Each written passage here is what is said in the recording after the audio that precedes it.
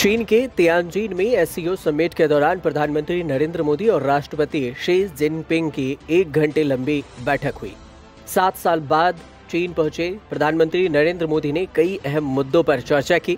इस दौरान प्रधानमंत्री मोदी ने द्विपक्षीय रिश्तों पर भी जोर दिया। पीएम मोदी ने मीटिंग के दौरान सीमा विवाद पर विशेष प्रतिनिधियों के बीच हुआ समझौता, कैलाश मानसरोवर यात्रा की बहाली और दोनों देशों के बीच डायरेक्ट फ्लाइट्स शुरू होने का भी जिक्र किया। पीएम मोदी ने कहा कि परस्पर विश्वास, सम्मान और संवेदनशीलता के आधार पर हम अपने संबंधों को आगे बढ़ाने के लिए प्रतिबद्ध हैं।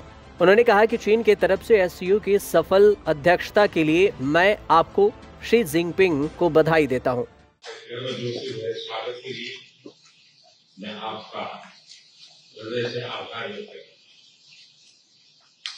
पिछले वर्ष कजान में हमारी बहुत ही सार्थक चर्चा हुई। हमारे संबंधों को एक सकारात्मक दिशा मिली। सीमा पर डिसएंगेजमेंट के बाद शांति और स्थिरता का माहौल बना हुआ। हमारे स्पेशल रिप्रेजेंटेटिव्स के बीच बॉर्डर मैनेजमेंट के संबंध में सहमति बनी। कैलाश मानसरोवर यात्रा फिर से शुरू की। दोनों देशों के बीच डायरेक्ट फ्लाइट भी फिर से शुरू की जा रही है। हमारे सहयोग से दोनों देशों के 2.8 बिलियन लोगों के बीच जुड़े हुए हैं। इससे पूरी मानवता के कल्याण का मार्ग भी प्रशस्त होगा।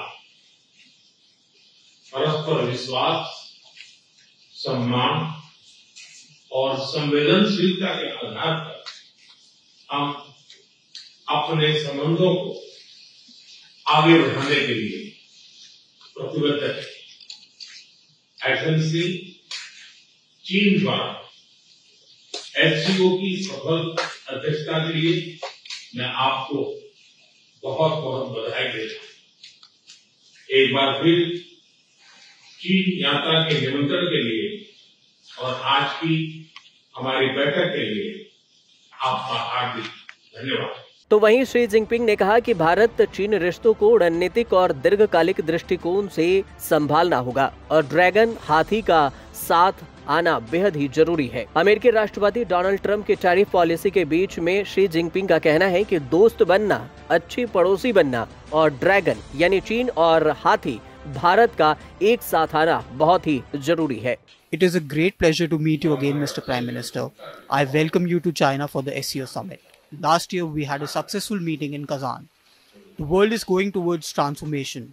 China and India are two of the most civilizational countries. We are the world's 2 most populous countries and part of the global south. It is vital to be friends, a good neighbor, and the dragon and the elephant to come together. This year marks the 75th anniversary of India-China diplomatic relations. Both nations need to handle our relationship from a strategic and long-term perspective. प्रधानमंत्री नरेंद्र मोदी 31 अगस्त से 1 सितंबर तक उत्तरी चीन के Tianjin में SCO सम्मेलन में हिस्सा लेंगे। इस बैठक में प्रधानमंत्री नरेंद्र मोदी के साथ राष्ट्रीय सुरक्षा सलाहकार अजीत डोभाल, विदेश सचिव विक्रम मिस्री, चीन में भारत के राजदूत प्रदीप रावत, संयुक्त सचिव ईस्ट एशिया गौरांग लाल दास और पीएमओ में अतिरिक्त चीफ दीपक मित्तल साथ में मौजूद थे। वहीं पर शी जिनपिंग की टीम में विदेश मंत्री वांग ई, प्रधानमंत्री ली कियांग, डायरेक्टर जनरल ऑफिस काई ची और चीन में भारत के राजदूत शू फेंगहोंग शामिल हुए।